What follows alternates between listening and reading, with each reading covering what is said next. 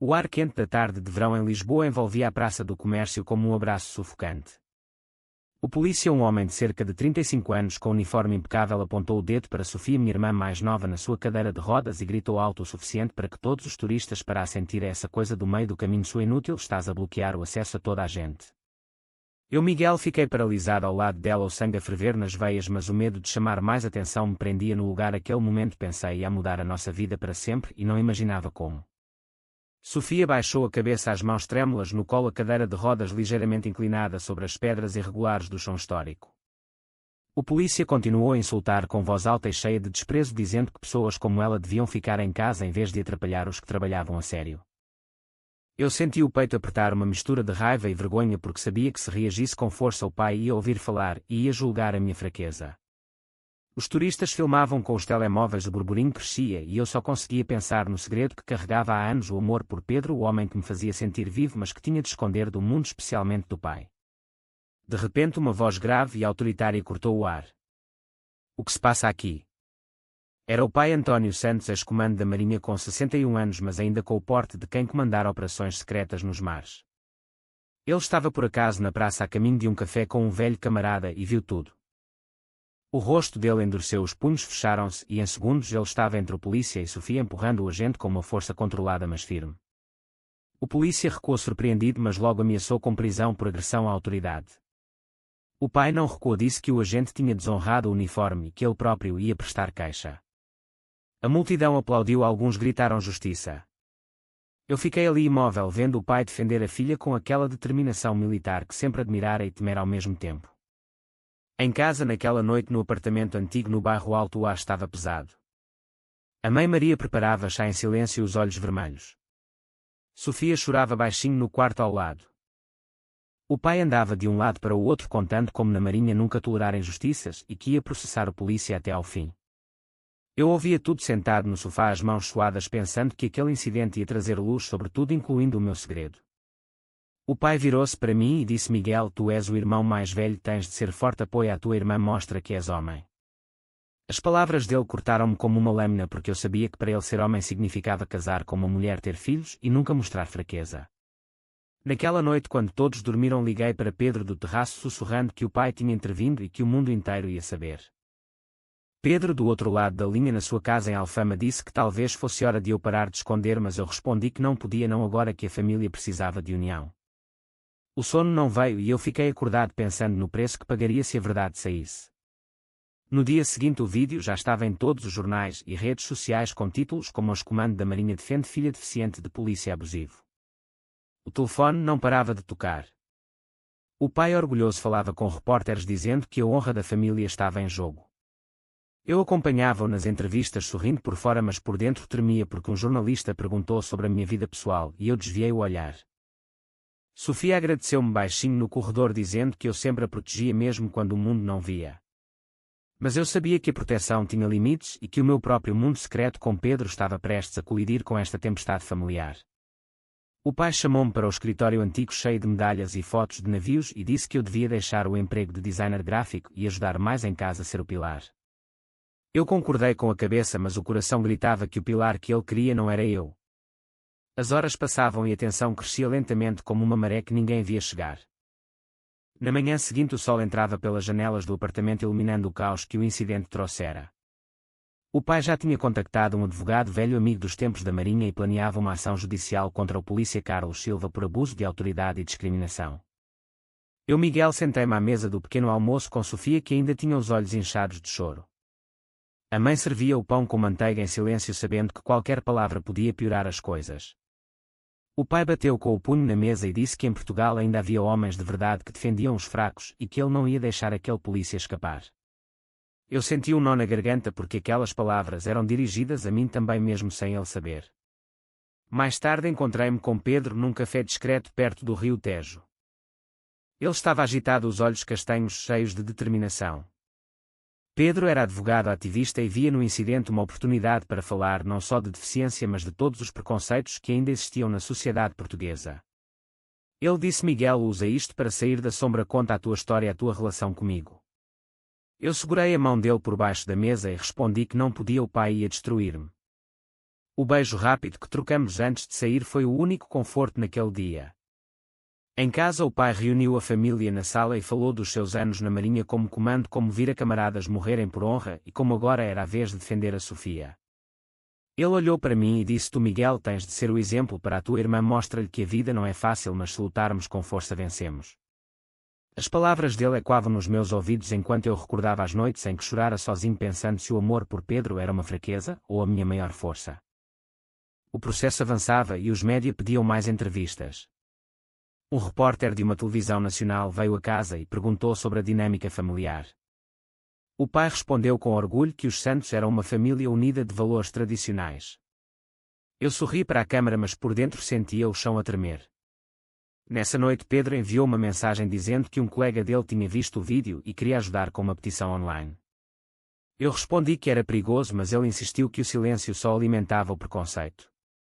O conflito entre o meu dever familiar e o desejo de viver livremente crescia a cada hora. Sofia notou a minha inquietação e perguntou se havia algo errado além do incidente.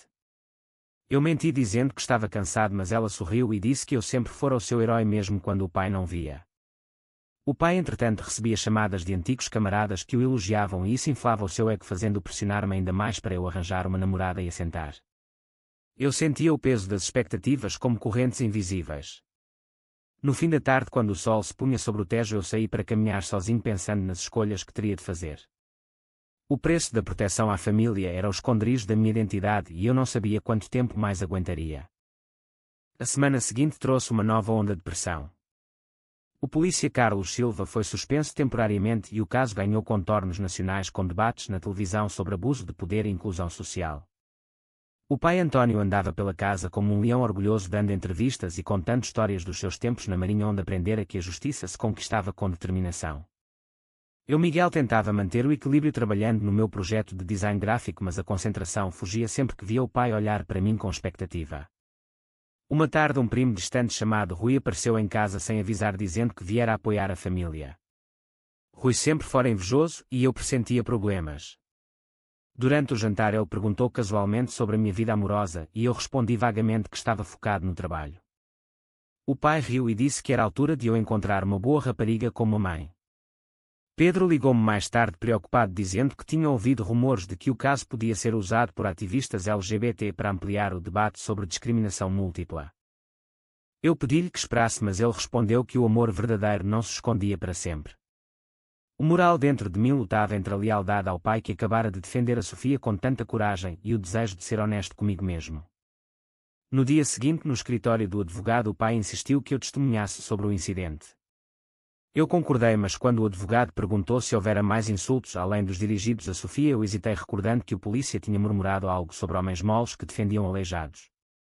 O pai não ouviu, mas eu sim, e aquilo doeu como se fosse dirigido a mim. Em casa, Sofia puxou-me para o quarto e disse que me via triste e que se houvesse algo eu podia confiar nela. Eu quase contei, mas o medo venceu. Nessa noite Pedro e eu encontrámo-nos num parque escuro perto de Alfama.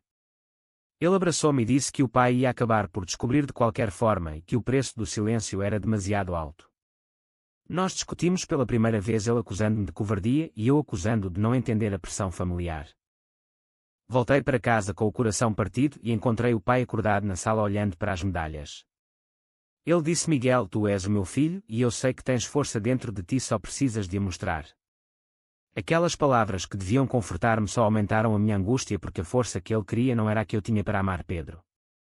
O primo Rui ligou no dia seguinte dizendo que tinha visto Pedro e eu juntos numa rua e que ia contar ao pai se eu não fizesse algo. O traição veio assim, inesperada e cruel. Eu supliquei-lhe que guardasse o segredo, mas ele riu e disse que a família merecia a verdade. O mundo desabou sobre mim e eu soube que o momento da escolha chegara mais cedo do que esperava. A traição do primo Rui explodiu como uma bomba na família. Ele enviou uma mensagem ao pai com uma foto minha e de Pedro abraçados no parque e o texto dizia: o teu filho não é o homem que pensas. O pai leu aquilo à mesa do jantar, o rosto a empalidecer, depois a curar de raiva. Ele levantou-se, atirou o telemóvel para o chão e gritou: Miguel, é verdade o que este diz? Eu fiquei mudo por segundos, o coração a bater tão forte que parecia sair do peito. Sofia olhou-me com olhos cheios de compreensão enquanto a mãe cobria a boca com as mãos. O pai continuou a gritar dizendo que na marinha ele combatera por valores que agora o próprio filho traía, que eu era uma desonra para o nome da família. Eu levantei-me devagar e pela primeira vez na vida respondi com voz firme: pai, o meu amor por Pedro não é uma fraqueza, é o que me faz humano.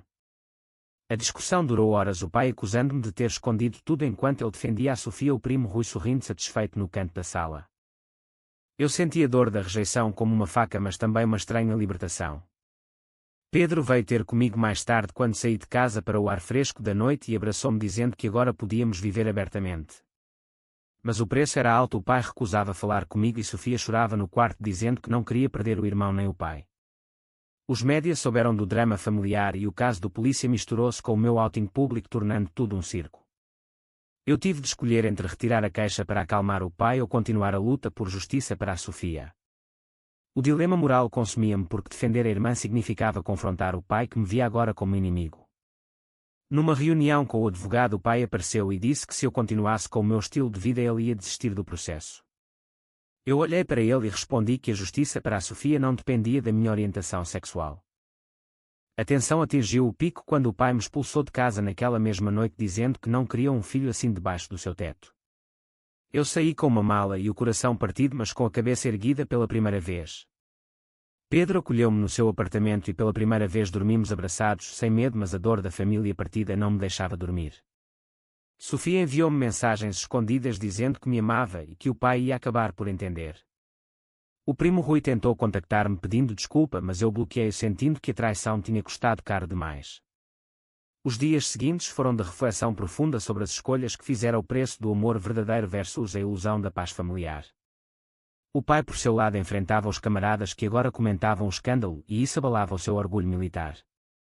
O tribunal finalmente marcou a audiência para o caso do polícia e eu decidi testemunhar apesar de tudo.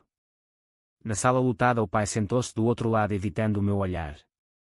Quando chegou a minha vez contei não só o que aconteceu com a Sofia, mas também como o preconceito em todas as formas ferir a nossa família. O juiz ouviu em silêncio e o polícia Carlos Silva baixou a cabeça pela primeira vez. Depois da sessão o pai aproximou-se devagar e disse com voz rouca: Miguel, tu mostraste coragem hoje, mas ainda não sei se consigo aceitar. Eu respondi que o amor que sentia por Pedro não mudava o filho que ele criara e que a verdadeira honra estava em amar sem condições. Sofia correu para mim na cadeira de rodas e abraçou-me chorando de alegria. A mãe sorriu pela primeira vez em semanas. Nas semanas seguintes o pai começou a aparecer em pequenos gestos, um telefonema, uma mensagem sobre o estado da Sofia. Não foi uma reconciliação completa, mas um começo lento de compreensão. Pedro e eu caminhámos pela margem do Tejo ao pôr do sol e ele abraçou-me com ternura dizendo que tínhamos vencido o maior obstáculo. Eu senti paz pela primeira vez em meses, sabendo que o preço pago valera a pena. O pai ainda lutava com os seus valores, mas via o meu amor como força e não fraqueza. A vida continuou com as suas cicatrizes, mas também com esperança. Foi correto o pai usar a força para defender a filha mesmo arriscando tudo, ou o filho devia ter escondido o seu segredo para evitar mais dor?